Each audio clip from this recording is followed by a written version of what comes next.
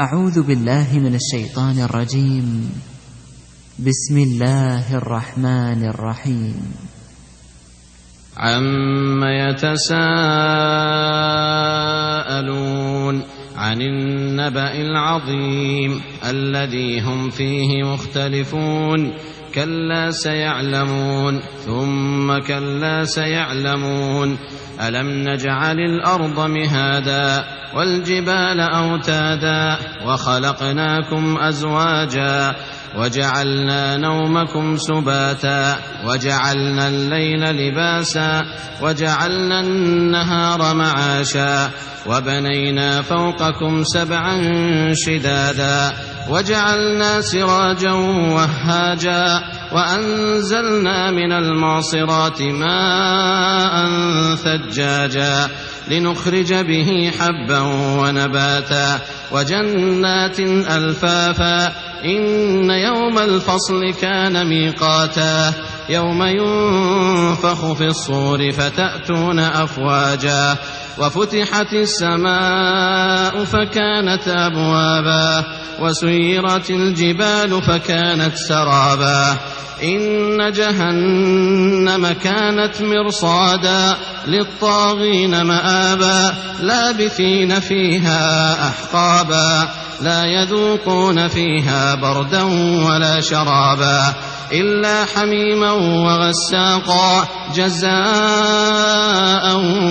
وفاقا إنهم كانوا لا يرجون حسابا وكذبوا بآياتنا كذابا وكل شيء أحصيناه كتابا فذوقوا فلن نزيدكم إلا عذابا إن للمتقين مفازا حدائق وأعنابا وكواعب أترابا وكأسا دهاقا لا يسمعون فيها لغوا ولا كذابا جزاء من ربك عطاء حسابا رب السماوات والأرض وما بينهما الرحمن لا يملكون منه خطابا يوم يقوم الروح والملائكة صفا لا يتكلمون إلا من أذن له الرحمن وقال صوابا ذلك اليوم الحق فمن شاء اتخذ إلى ربه مآبا إنا أنذرناكم عذابا قريبا يوم ينظر المرء ما قدمت يداه ويقول الكافر يا ليتني كنت ترابا والنازعات غرقا والناشطات نشطا والسابحات سبحا فالسابقات سبقا فالمدبرات أمرا يوم ترجف الراجفة تتبعها الرادفة قلوب يومئذ واجفة أبصارها خاشعة يقولون أئنا لمردودون في الحافرة أئذا كنا عظاما نخرة قالوا تلك إذا كرة خاسرة فإنما هي زجرة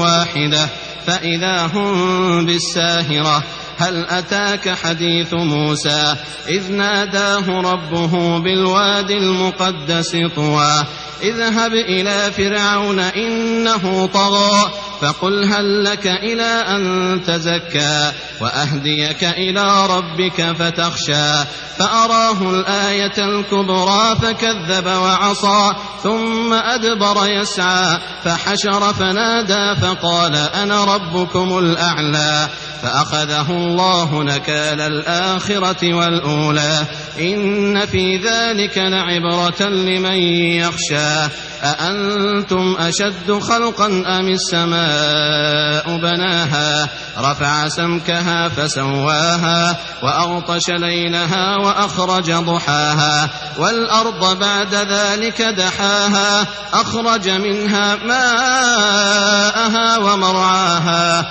والجبال أرساها متاعا لكم ولأنعامكم فإذا جاءت الطامة الكبرى يوم يتذكر الإنسان ما سعى وبرزت الجحيم لمن يرى فأما من طغى وآثر الحياة الدنيا فإن الجحيم هي المأوى وأما من خاف مقام ربه ونهى النفس عن الهوى فإن الجنة هي المأوى يسألونك عن الساعة أيان مرساها فيم أنت من ذكراها إلى ربك منتهاها إنما أنت منذر من يخشاها كأنهم يوم يرونها لم يلبثوا إلا عشية أو ضحاها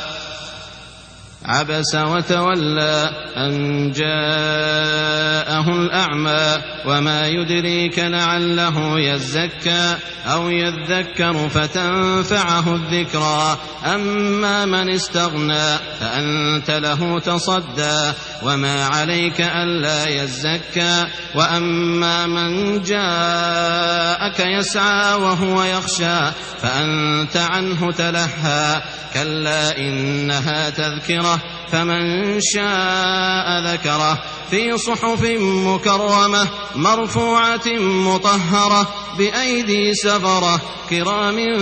بررة قتل الإنسان ما أكفره من أي شيء خلقه من نطفة خلقه فقدره ثم السبيل يسره ثم أماته فأقبره ثم إذا شاء أنشره كلا لما يقض ما أمره فلينظر الإنسان إلى طعامه أنا صببنا الماء صبا ثم شققنا الأرض شقا فأنبتنا فيها حبا وعنبا وقضبا وزيتونا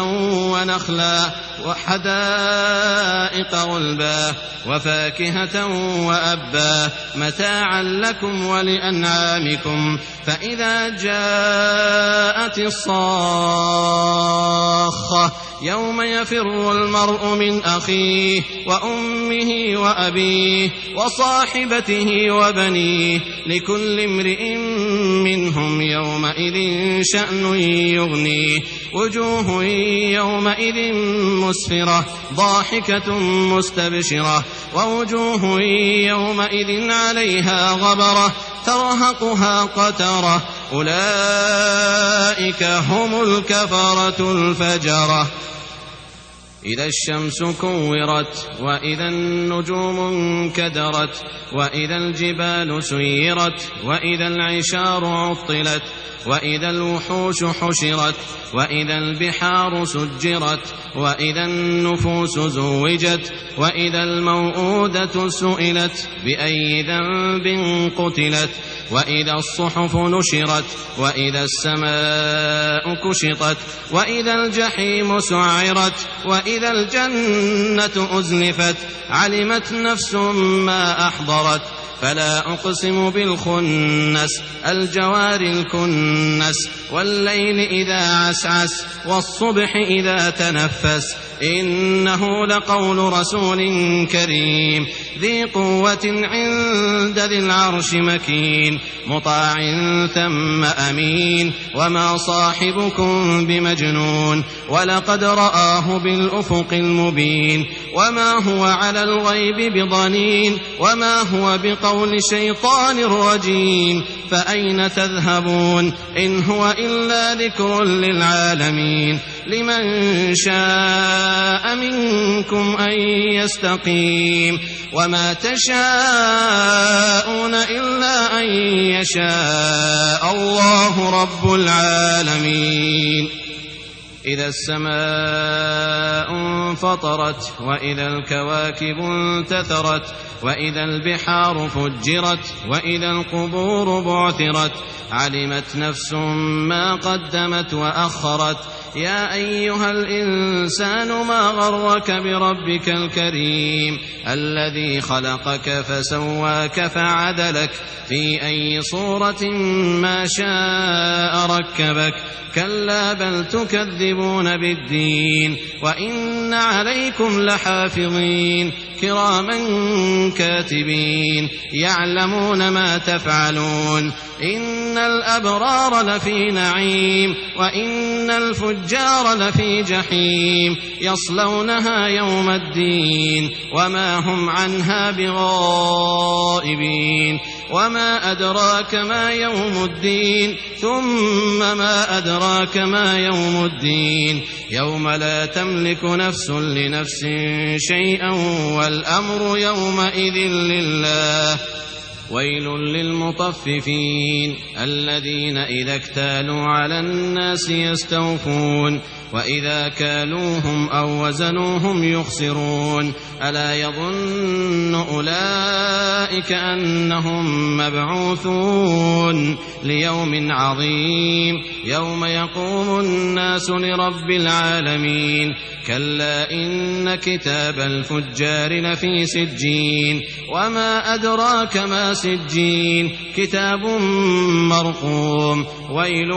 يومئذ للمكذبين الذين يكذبون بيوم الدين وما يكذب به إلا كل معتد أثيم إذا تتلى عليه آياتنا قال أساطير الأولين كلا بل ران على قلوبهم ما كانوا يكسبون كلا إنهم عن ربهم يومئذ لمحجوبون ثم إنهم لصال الجحيم ثم يقال هذا الذي كنتم به تكذبون كلا إن كتاب الأبرار لفي عليين وما أدراك ما عليون كتاب مرقوم يشهده المقربون إن الأبرار لفي نعيم على الأرائك ينظرون تعرف في وجوههم نضرة النعيم يسقون من رحيق مختوم ختامه مسك وفي ذلك فليتنافس المتنافسون ومزاجه من تسنيم عينا يشرب بها المقربون إن الذين أجرموا كانوا من الذين آمنوا يضحكون وإذا مروا بهم يتغامزون وإذا انقلبوا إلى أهلهم انقلبوا فكهين وإذا رأوهم قالوا إن هؤلاء لضالون وما أرسلوا عليهم حافظين فاليوم الذين آمنوا من الكفار يضحكون على الأرائك ينظرون هل ثوب الكفار ما كانوا يفعلون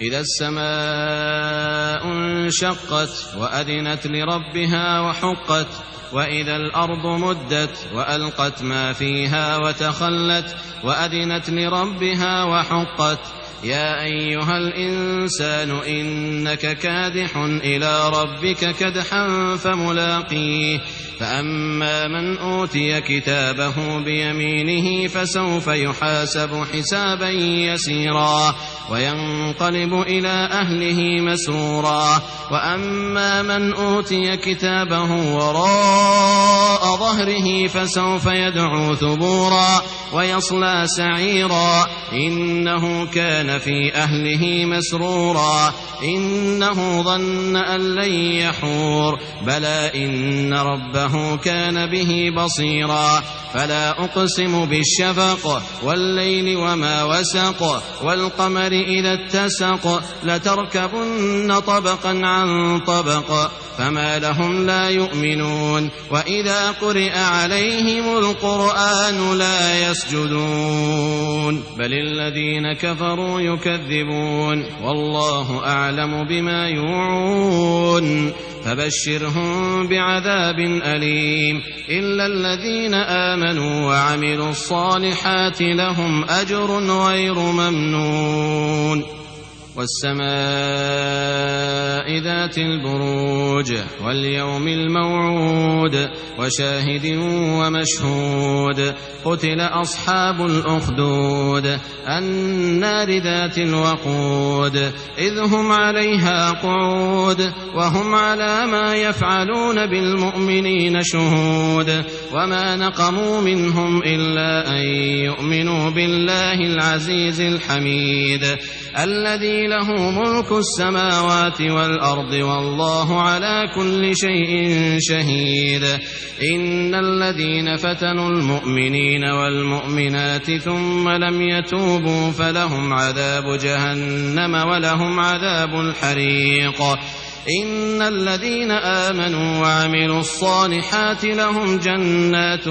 تجري من تحتها الأنهار ذلك الفوز الكبير إن بطش ربك لشديد إنه هو يبدئ ويعيد وهو الغفور الودود ذو العرش المجيد فعال لما يريد هل أتاك حديث الجنود فرعون وثمود بل الذين كفروا في تكذيب والله من ورائهم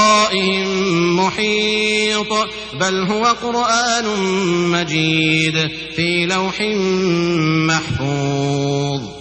والسماء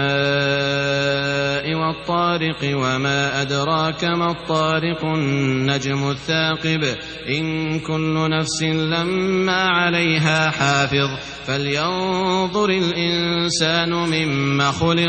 خلق من ماء دافق يخرج من بين الصلب والترائب إنه على رجعه لقادر يوم تبلى السرائر فما له من قوة ولا ناصر والسماء ذات الرجع والأرض ذات الصدع إنه لقول فصل وما هو بالهزل إنهم يكيدون كيدا وأكيد كيدا فمهل الكافرين أمهلهم رويدا سبح اسم ربك الأعلى الذي خلق فسوى والذي قدر فهدى والذي أخرج المرعى فجعله غثاء أحوى سنقرئك فلا تنسى إلا ما شاء الله إنه يعلم الجهر وما يخفى ونيسرك لليسرى فذكر إن نفعت الذكرى سيذكر من يخشى ويتجنبها الأشقى الذي يصلى النار الكبرى ثم لا يموت فيها ولا يحيا قد أفلح من تزكى وذكر اسم ربه فصلى بل تؤثرون الحياة الدنيا والآخرة خير وأبقى إن هذا لفي الصحف الأولى صحف إبراهيم وموسى هل أتاك حديث الغاشية وجوه يومئذ خاشعة عاملة ناصبة تصلى نارا حامية تسقى من عين آنية ليس لهم طعام إلا من ضريع لا يسمن ولا يغني من جوع وجوه يومئذ ناعمة لسعيها راضية في جنة عالية لا تسمع فيها لاغية فيها عين جارية فيها سرر مرفوعة وأكواب موضوعة ونمارق مصفوفة وزرابي مبثوثة أفلا ينظرون إلى الإبل كيف خلقت وإلى السماء كيف رفعت وإلى الجبال كيف نصبت وإلى الأرض كيف سطحت فذكر إنما أنت مذكر لست عليهم بمسيطر إلا من تولى وكفر فيعذبه الله العذاب الأكبر إن إلينا إيابهم ثم إن علينا حسابهم والفجر وليال عشر والشفع والوتر والليل إذا يسر هل في ذلك قسم لذي حجر ألم تر كيف فعل ربك بعاد إرم ذات العماد التي لم يخلق مثلها في البلاد وثمود الذين جابوا الصخر بالواد وفرعون ذي الأوتاد الذين طغوا في البلاد فأكثروا فيها الفساد فصب عليهم ربك سوط عذاب إن ربك لبالمرصاد فأما الإنسان إذا ما ابتلاه ربه فأكرمه ونعمه فيقول ربي أكرمن وأما إذا ما ابتلاه فقدر عليه رزقه فيقول ربي أهانن كلا بل لا تكرمون اليتيم ولا تحاضون على طعام المسكين وتأكلون التراث أكلا لما وتحبون المال حبا جما كلا إذا دكت الأرض دكا دكا وجاء ربك والملك صفا صفا وجيء يومئذ بجهنم يومئذ يتذكر الإنسان وأنى له الذكرى يقول يا ليتني قدمت لحياتي فيومئذ لا يعذب عذابه أحد ولا يوثق وثاقه أحد يا أيتها النفس المطمئنة ارجعي إلى ربك راضية مرضية فادخلي في عبادي وادخلي جنتي لا أقسم بهذا البلد وأنت حل بهذا البلد ووالد وما ولد لقد خلقنا الإنسان في كبد أيحسب أن لن يقدر عليه أحد يقول أهلكت مالا لبدا أيحسب أن لم يره أحد ألم نجعل له عينين ولسانا وشفتين وهديناه النجدين فلاقتحم العقبة وما أدراك ما العقبة فك رقبة أو إطعام في يوم ذي مسغبة يتيما ذا مقربة أو مسكينا ذا متربة ثم كان من الذين آمنوا وتواصوا بالصبر وتواصوا بالمرحمة أولئك أصحاب الميمنة والذين كفروا بآياتنا هم أصحاب المشأمة عليهم نار مؤصدة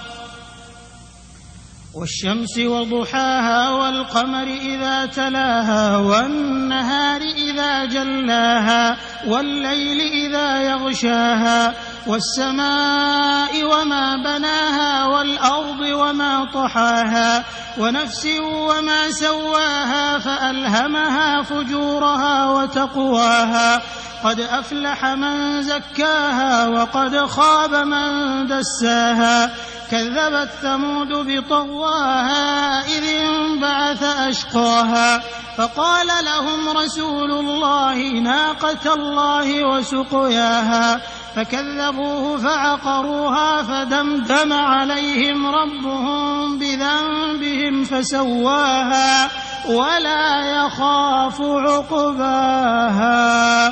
والليل إذا يغشى والنهار إذا تجلى وما خلق الذكر والأنثى إن سعيكم لشتى فأما من أعطى واتقى وصدق بالحسنى فسنيسره لليسرى وأما من بخل واستغنى وكذب بالحسنى فسنيسره للعسرى وما يغني عنه ماله إذا تردى إن علينا للهدى وإن لنا للآخرة والأولى فأنذرتكم نارا تلظى لا يصلاها إلا الأشقى الذي كذب وتولى وسيجنبها الأتقى الذي يؤتي ماله يتزكى وما لأحد عنده من نعمة تجزى إلا ابتغاء وجه ربه الأعلى ولسوف يرضى والضحى والليل إذا سجى ما ودعك ربك وما قلى وللآخرة خير لك من الأولى ولسوف يعطيك ربك فترضى ألم يجدك يتيما فآوى ووجدك ضالا فهدى ووجدك عائلا فأغنى فأما اليتيم فلا تقهر وأما السائل فلا تنهر وأما بنعمة ربك فحدث ألم نشرح لك صدرك ووضعنا عنك وزرك الذي أنقض ظهرك ورفعنا لك ذكرك فإن مع العسر يسرا إن مع العسر يسرا فإذا فرغت فانصب وإلى ربك فارغب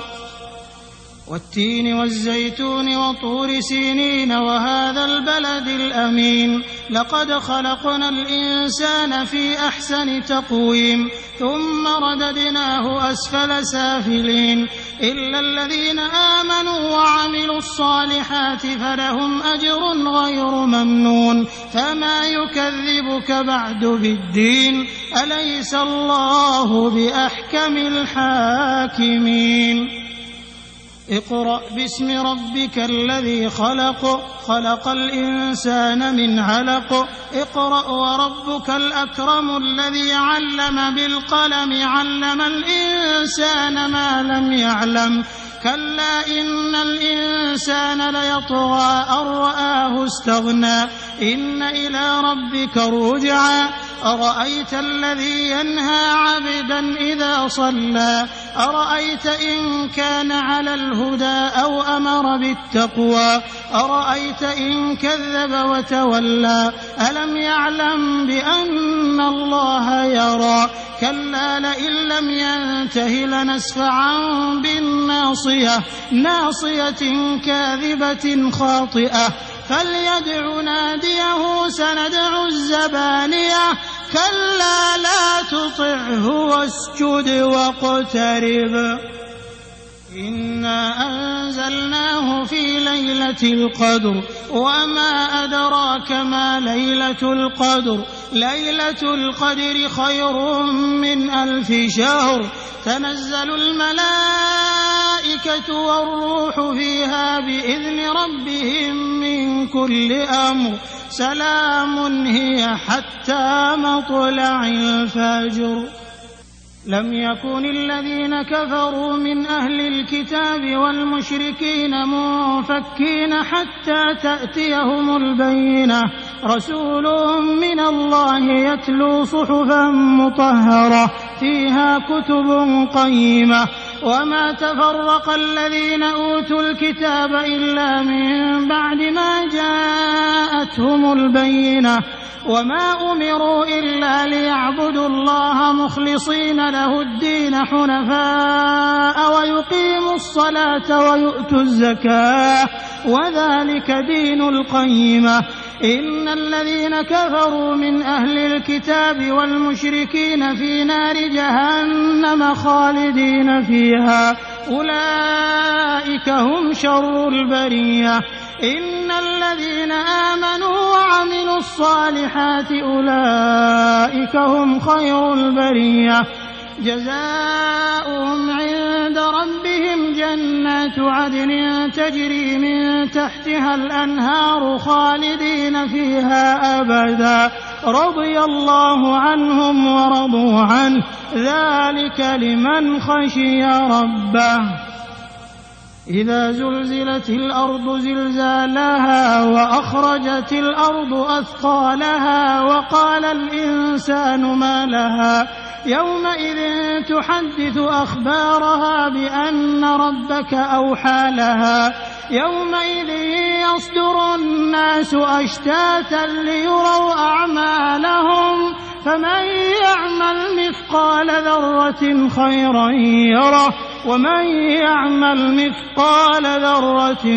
شرا يره والعاديات ضبحا فالموريات قدحا فالمغيرات صبحا فأثرن به نقعا فوسطن به جمعا إن الإنسان لربه لكنود وإنه على ذلك لشهيد وإنه لحب الخير لشديد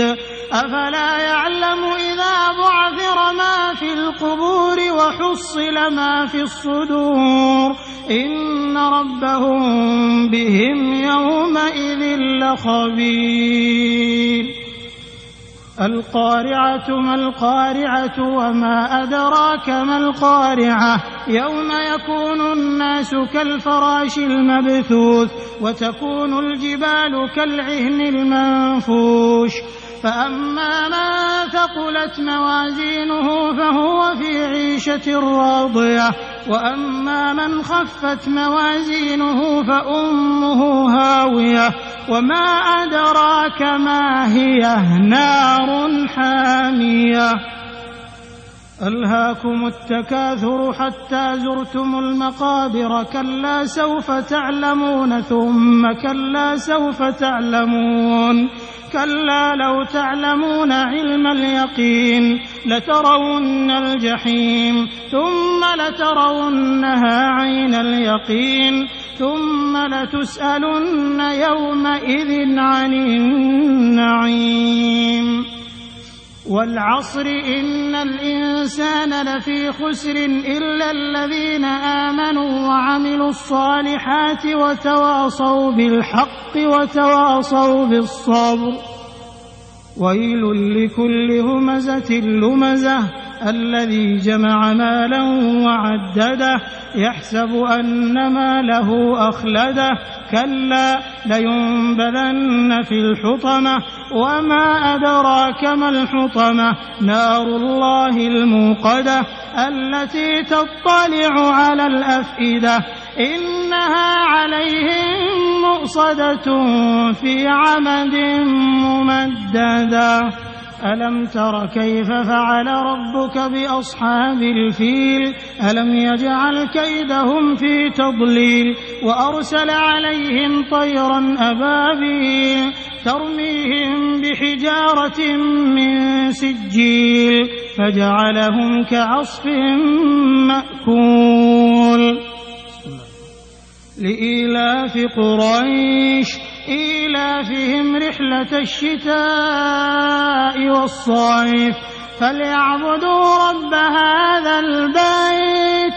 الذي أطعمهم من جوع وآمنهم من خوف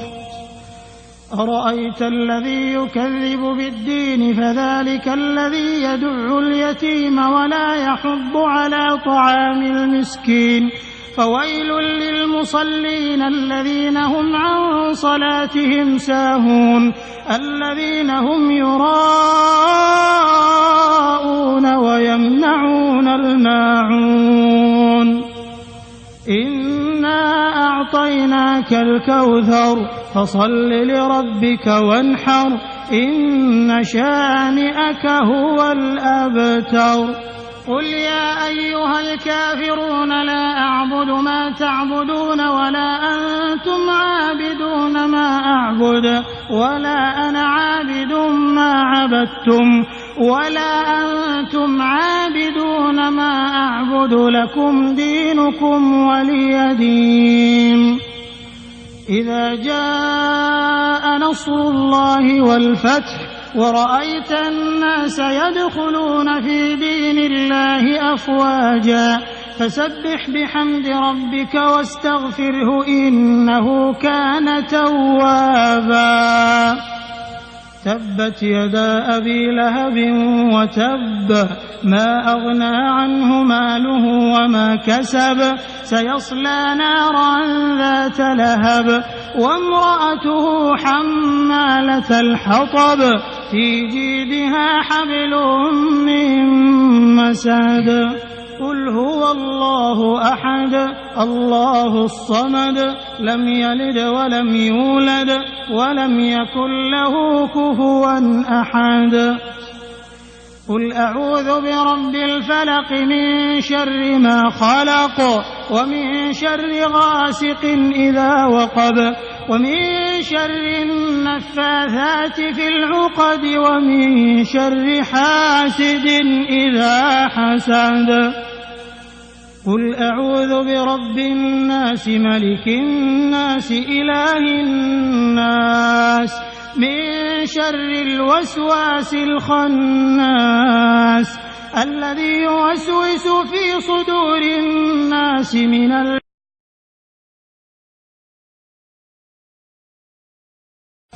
اللهم لك الحمد أنت قلت وقولك الحق المبين قل صدق الله فاتبعوا ملة إبراهيم حنيفا ومن أصدق من الله قيلا ومن أصدق من الله حديثا اللهم لك الحمد كله ولك الشكر كله وإليك يرجع الأمر كله علانيته وسره فأهل أنت أن تحمد وأهل أنت أن تعبد وأنت على كل شيء قدير لك الحمد على نعمك العظيمة وآلائك الجسيمة حيث أنزلت إلينا خير كتبك وأرسلت إلينا أفضل رسلك وشرعت لنا أفضل شرائع دينك وجعلتنا من خير أمة أخرجت للناس وهديتنا لمعالم دينك الذي ليس به التباس ولك الحمد على ما يسرت من صيام رمضان وقيامه وتلاوة كتابك العزيز الذي لا يأتيه الباطل من بين يديه ولا من خلفه تنزيل من حكيم حميد لك الحمد بالإسلام ولك الحمد بالقرآن ولك الحمد بالمال والأهل والمعافاة كبت عدونا وبسطت رزقنا وجمعت فرقتنا ومن كل ما سألناك ربنا أعطيتنا فلك الحمد كثيرا ولك الشكر كثيرا كما تجزل كثيرا لا إله إلا الله المتوحد في الجلال بكمال الجمال تعظيما وتكبيرا المتفرد بتصريف الأمور على التفصيل والإجمال تقديرا وتدبيرا لا إله إلا الله سبحان من خلق الخلق وأحصاهم عددا سبحان من لم يتخذ صاحبة ولا ولدا لا إله إلا أنت سبحانك إنا كنا من الظالمين سبحانك ربنا ما أحلمك سبحانك ربنا ما أكرمك سبحانك ربنا ما أعظمك اللهم إنا عبيدك بنو عبيدك بنو إمائك نواصينا بيدك ماض فينا حكمك عدل فينا قضاؤك نسألك اللهم بكل اسم هو لك سميت به نفسك أو أنزلته في كتابك أو علمته أحدا من خلقك أو استأثرت به في علم الغيب عندك أن تجعل القرآن العظيم ربيع قلوبنا ونور صدورنا وجلاء أحزاننا وذهاب همومنا وغمومنا وقائدنا ودليلنا إلى رضوانك وإلى جناتك جنات النعيم اللهم اجعله شافعا لنا حجة لنا لا حجة علينا. اللهم ذكرنا منه ما نسينا وعلمنا منه ما جهلنا وارزقنا تلاوته آناء الليل وأطراف النهار على الوجه الذي يرضيك عنا. اللهم اجعلنا ممن يحل حلاله ويحرم حرامه ويؤمن بمتشابهه ويعمل بمحكمه ويتلوه حق تلاوته. اللهم اجعلنا من أهل القرآن الذين هم أهلك وخاصتك. اللهم ألبسنا به الحلل وأسكننا به الظلل وزدنا فيه من النعم وادفع به عنا النقم واجعله لنا عند الجزاء من الفائزين. اللهم اجعله لنا عند الجزاء من الفائزين وعند النعماء من الشاكرين وعند البلاء من الصابرين. ولا تجعلنا ممن استهوته الشياطين فشغلته بالدنيا عن الدين فأصبح من النادمين وفي الآخرة من الخاسرين. اللهم اجعل القرآن العظيم لقلوبنا دواء ولأبصارنا جلاء ولأسقامنا دواء ولذنوبنا ممحصا وعن النار مخلصا.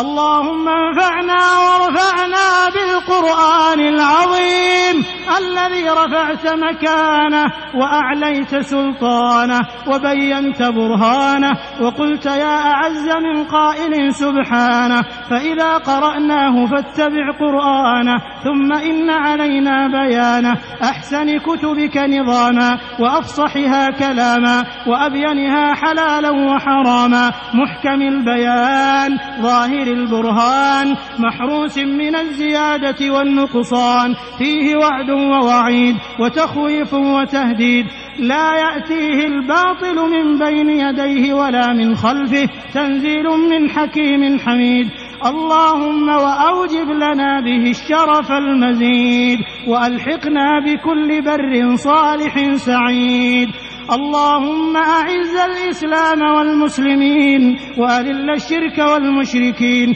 ودمر أعداء الدين واجعل هذا البلد آمنا مطمئنا وسائر بلاد المسلمين. اللهم آمنا في أوطاننا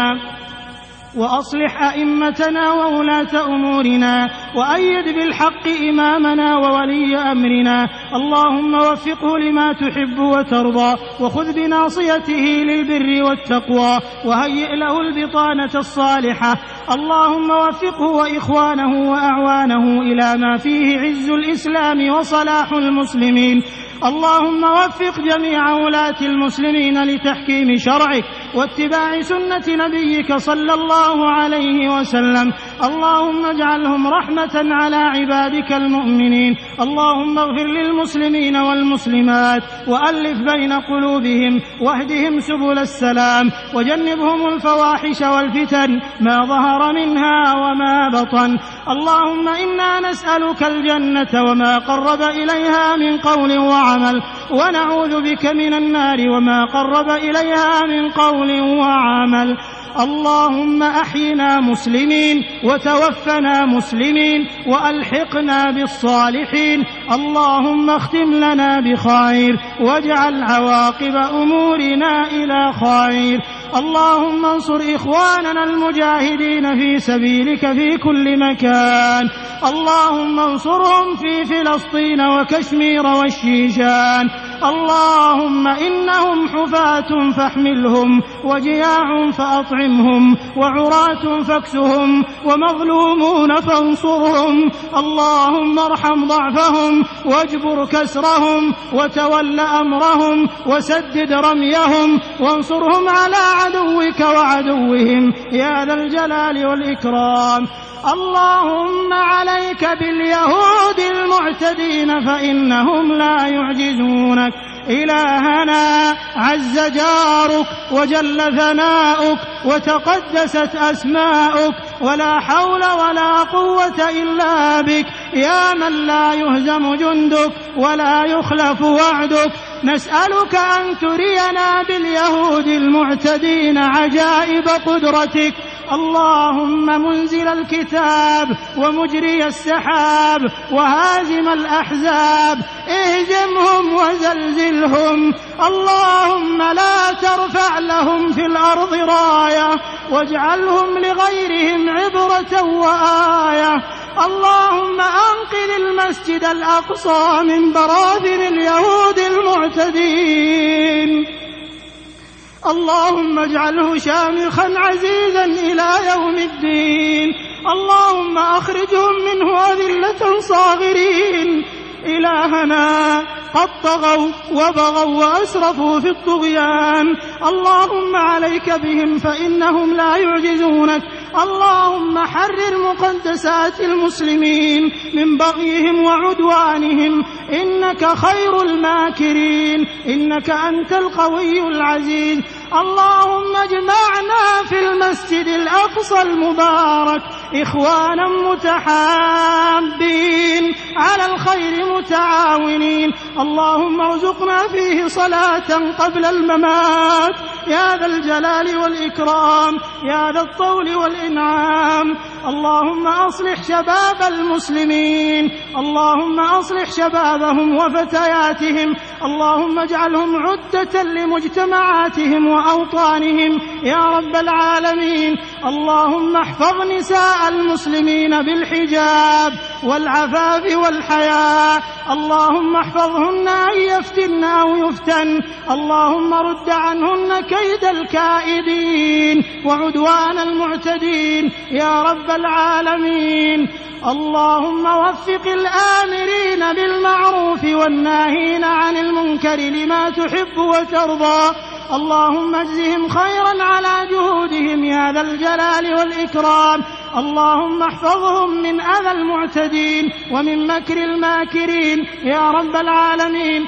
اللهم وفق قادة المسلمين إلى ما تحب وترضى، ووفق علماءهم ودعاتهم وأهل الحسبة فيهم وقضاتهم يا رب العالمين. اللهم وفقنا جميعا إلى ما تحب وترضى، وخذ بنواصينا للبر والتقوى. اللهم اكتبنا من عتقائك من النار، اللهم اكتبنا من عتقائك من النار، اللهم اكتبنا من عتقائك من النار. اللهم أعد علينا رمضان أعواما عديدة وأزمنة مديدة. اللهم أعده على الأمة الإسلامية وقد تحقق لها العز والنصر والتمكين يا رب العالمين يا ذا الجلال والإكرام. اللهم أصلح وسائل الإعلام ووسائل التعليم في بلاد الإسلام،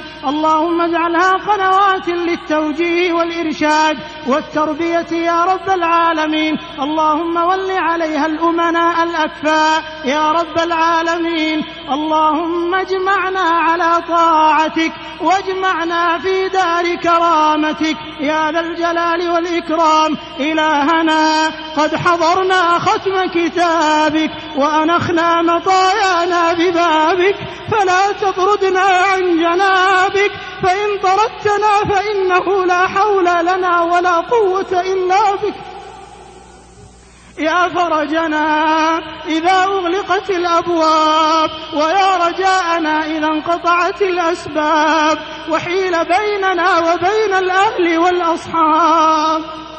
اللهم يا سامع الصوت ويا سابق الفوت ويا كاسي العظام لحما بعد الموت، نسألك أن تجعلنا من المقبولين، وأن لا تدع لنا في مقامنا هذا ذنبا إلا غفرته، ولا هما إلا فرجته، ولا كربا إلا نفسته، ولا دينا إلا قضيته، ولا مريضا إلا شفيته، ولا ميتا إلا رحمته. اللهم اغفر لجميع موتى المسلمين الذين شهدوا لك بالوحدانية ولنبيك بالرسالة وماتوا على ذلك. اللهم اغفر لهم وارحمهم وعافهم واعف عنهم وأكرم نزلهم ووسع مدخلهم واغسلهم بالماء والثلج والبرد ونقهم من الذنوب والخطايا كما ينقى الثوب الأبيض من الدنس. اللهم انقلهم جميعا من ضيق اللحود ومراتع الدود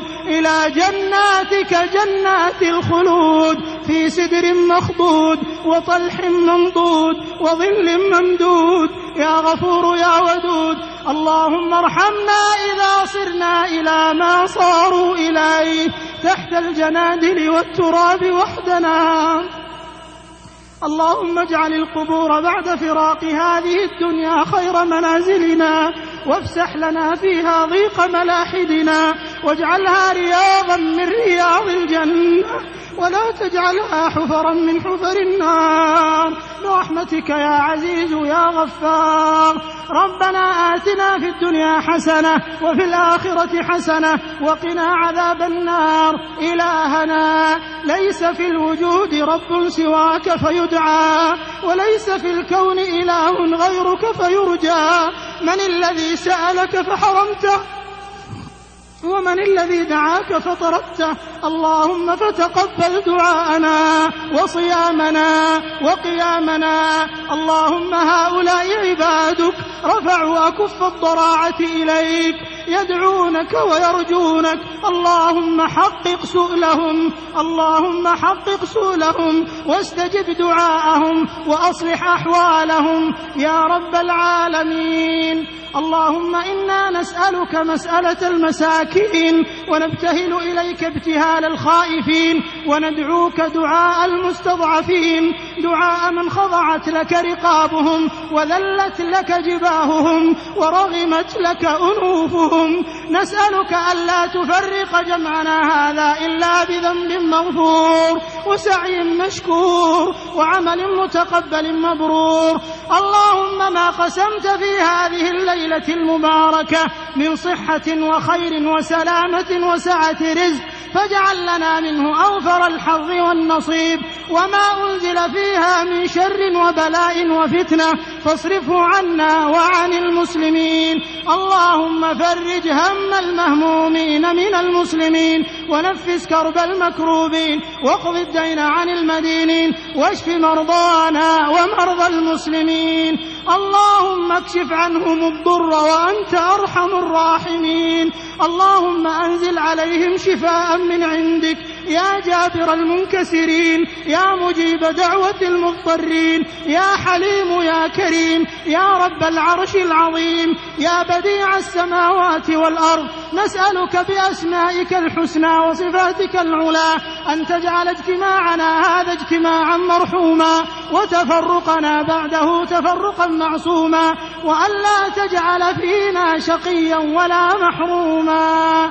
اللهم إنك قلت وقولك الحق المبين ادعوني أستجب لكم. اللهم هذا الدعاء ومنك الإجابة وهذا الجهد وعليك التكلان ولا حول ولا قوة إلا بالله العلي العظيم. ربنا تقبل منا إنك أنت السميع العليم وتب علينا إنك أنت التواب الرحيم واغفر لنا ولوالدينا ولجميع المسلمين الأحياء منهم والميتين. سمعنا وأطعنا غفرانك ربنا وإليك المصير. ربنا لا تؤاخذنا إن نسينا أو أخطأنا. ربنا ولا تحمل علينا إصرا كما حملته على الذين من قبلنا. ربنا ولا تحملنا ما لا طاقة لنا به واعف عنا واغفر لنا وارحمنا أنت مولانا فانصرنا على القوم الكافرين. اللهم صل على محمد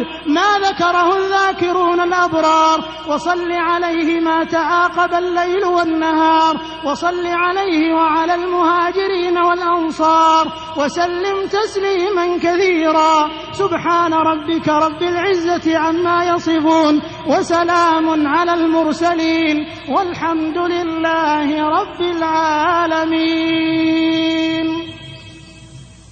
الله أكبر. الله أكبر.